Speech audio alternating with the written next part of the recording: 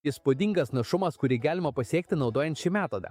Sąžiningai, tai vienas efektyviausių ir įdomiausių, kokius esu kada nors bandęs. Tai nėra sudėtinga, nereikia jokių keistų produktų ir viskas paremta labai paprastų dalykų, senovinių metodų, kurio daugelis žmonių nežino, o šiandien aš tau jį paaiškinsiu žingsnis po žingsnio. Dauguma žmonių daro auginius ir apsiriboja tik vienu augalu.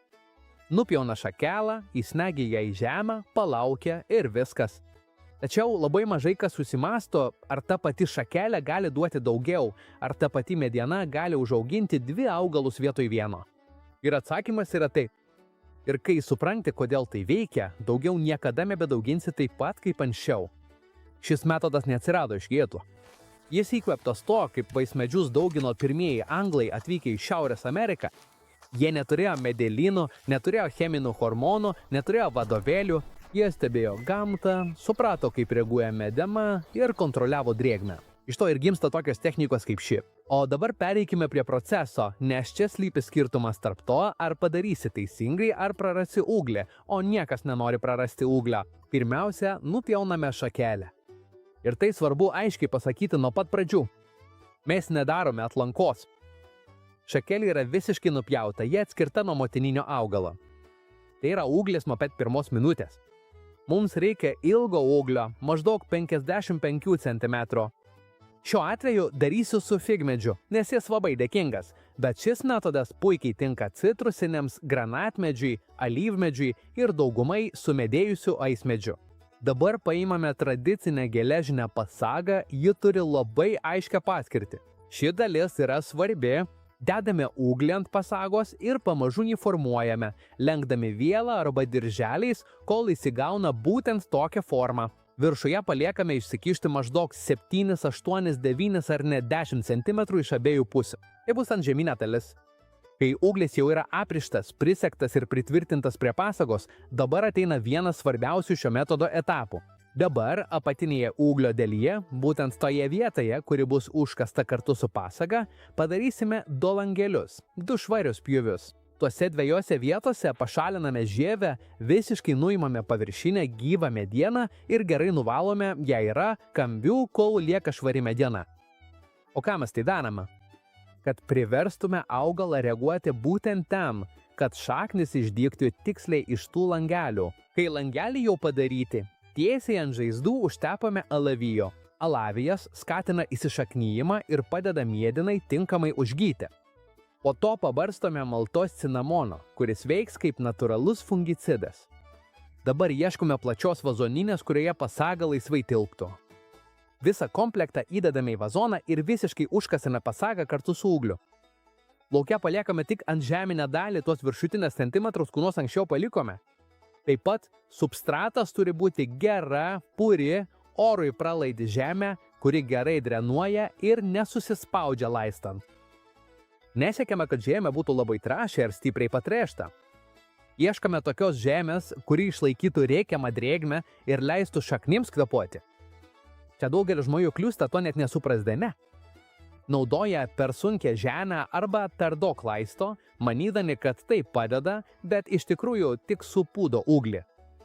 Ir tai labai svarbu gerai suprasti. Ūglis nežūsta dėl vandens trūkumo, jis žūsta nuo pertekliaus. Pasodinus laistyti reikia minimaliai. Žemė turi būti šiek tiek drėgna, nešlapia, nepermirkusi. Jei įkiši pirštą ir jauti vėsą, to pakanka. Daugiau nieko daryti nereikia. Dabar ateina labai svarbi dalis, kurią daugelis praleidžia ir paskui nesupranta, kodėl atsiranda grybelis. Prieš uždarant su maišeliu ir sukuriant šiltnamio efektą, turime panaudoti natūralų fungicidą. Jokių chemikalų, nieko keista.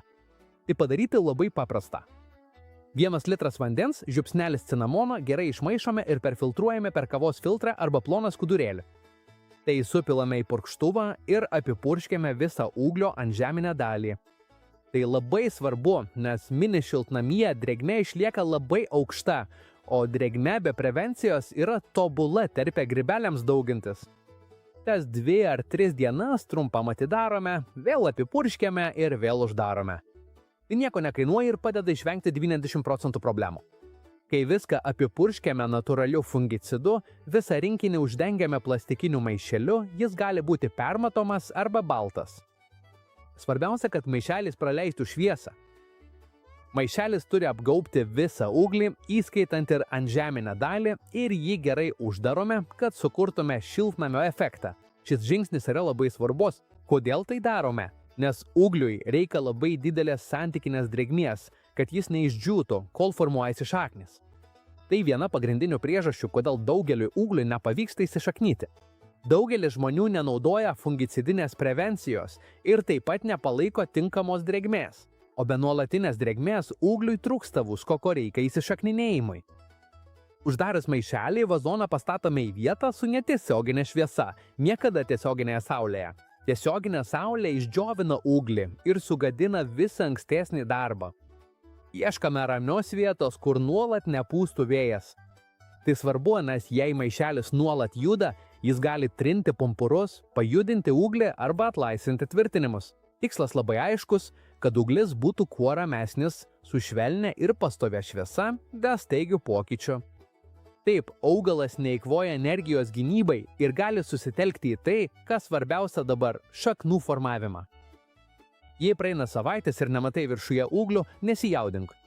Dažnai augalas pirmiausia dirba pačioje, pirmiausia užtikrina gyvybę, o tik tada leidžia ūglius. Tokio tipo dauginimas tradiciškai visada buvo atliekamas per delčią.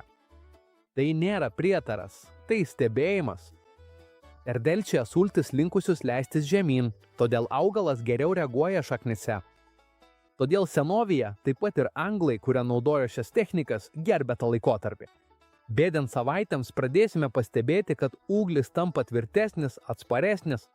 Tai jau aiškus ženklas, kad kažkas vyksta apačioje, žemėje ir daugeliu atveju net pradės matytis maži ūgliukai. Kai jau pastebime tą atsparumą ūglyje, kai praėjo maždaug 5 ar 6 savaitės, ateina tiesos akimirka.